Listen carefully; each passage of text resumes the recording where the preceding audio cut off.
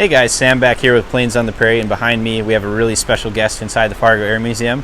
This is a North American P-51C.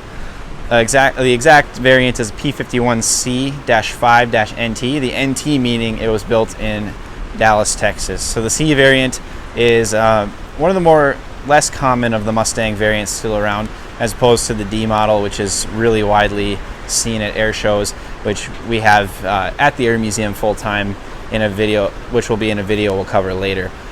But today we're going to talk about the C model, what makes it so interesting compared to a D model, and then talk about the specific history of this aircraft, and of course this Tuskegee Airmen Mustang. So we're going to talk about the 332nd Fighter Group as well. So tag along and we'll have a great video for you. Alright, so like I mentioned, the C model Mustang, not as widely known or seen as the D model Mustang, and there are a few different looks to the C model and earlier Mustangs that really set it apart from the Ds. So of course we have the Razorback fuselage with the birdcage style canopy, where it just opens up from the side there on the right side here, whereas opposed to the D model Mustang, which we actually have here, which we'll feature in another video, has the bubble canopy there as opposed to that. And then also this C model has 250s in each wing, so 4 total, whereas the D model had 650 cals. And the C models were very comparable to the B model, where the B model, the main appearance difference is in the Malcolm Hood style canopy, so it's kind of similar to a Spitfire with a little bit of a bubble to it.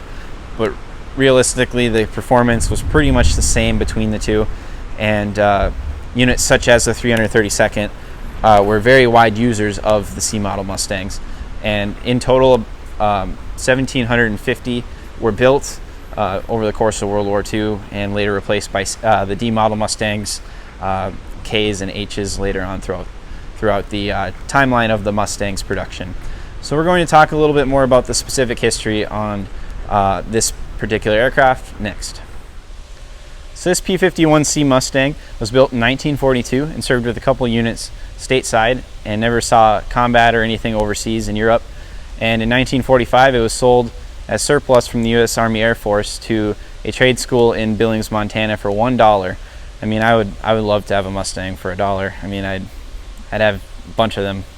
But after about 20 years of sitting there in Billings, it ended up going to the CAF. At the time it was called the Confederate Air Force, now the Commemorative Air Force, and some minor restoration was done to it over the course of about 20 years, kind of mostly sat. And in 1985 the restoration really got rolling, and in 2001 the first flight happened in Wahpeton, North Dakota, so just a little bit south of here. And at the controls was legendary pilot Bob Odegaard, who is well known in this area for his helping of the founding of the Air Museum, and just an all-around good guy and amazing pilot. And this aircraft flew around for a few years and unfortunately crashed in 2004, and the pilot unfortunately passed away from his injuries the next morning. And pretty much the same year the restoration revamped on that, and they got it flying in 2009. And unfortunately in 2015 it had another incident where it had a gear up landing. The pilot was fine and everything, and then about another 2-year restoration occurred, and in 2017 the aircraft was flying again. And since then it's been flying around in the air show circuits, raising awareness for the Tuskegee Airmen, and basically just kind of showing people what the C model Mustang is all about. So now we'll talk a little bit more about the Tuskegee Airmen and their actions during World War II. So as you can see, this Mustang is marked up with a very distinct red tail. And as some of you may know from the movie Red Tails, or just history class in general, the Red Tails were a group of African American and Caribbean born pilots who weren't allowed to serve with all white units, which the majority of the Army Air Force was comprised of. And this was all in one unit called the 332nd Fighter Group, which was very well known for being very good at bomber escort. Prior to their time as bomber escorts, they were flying P-47s, P-39s, and P-40s on mostly ground attack roles that were really just kind of cleaning crew for previous strikes. So they really didn't get to prove themselves, and they're always constantly threatened with being shut down. And then later on, they were able to get more direct combat experience and eventually served as bomber escorts. And they were arguably one of the best escort units in World War II, protecting a higher rate of bombers than other units, while the 332nd served in both the 12th and the 15th, they lost only 27 bombers total throughout the entire war, and the average was actually up in the mid-40s with most of the 15th Air Force fighter groups.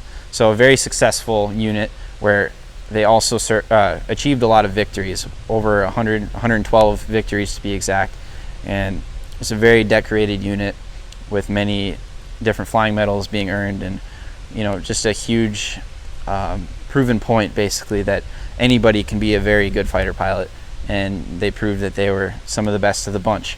And there are still a few Tuskegee Airmen around. Unfortunately, that number is dwindling due to their age and just how long it's been since World War II. One very famous one is Charles McGee. Every year he's been able to go fly in airplanes for his birthday, and he was promoted to Brigadier General last year or 2 years ago. So very famous individuals have come out of that unit, and it's a very great legacy this aircraft paints, and we can't thank the Tuskegee Airmen enough for what they did during World War II and what they set the groundwork for equalizing all pilots. So just a great airplane, great legacy, and we really appreciate you taking along and watching this video. And be sure to check this thing out at the Fargo Air Show the 24th and 25th of July, where it will be performing, and it will be on display all week here at the Fargo Air Museum until that. So thanks for watching, and we'll see you on the next one.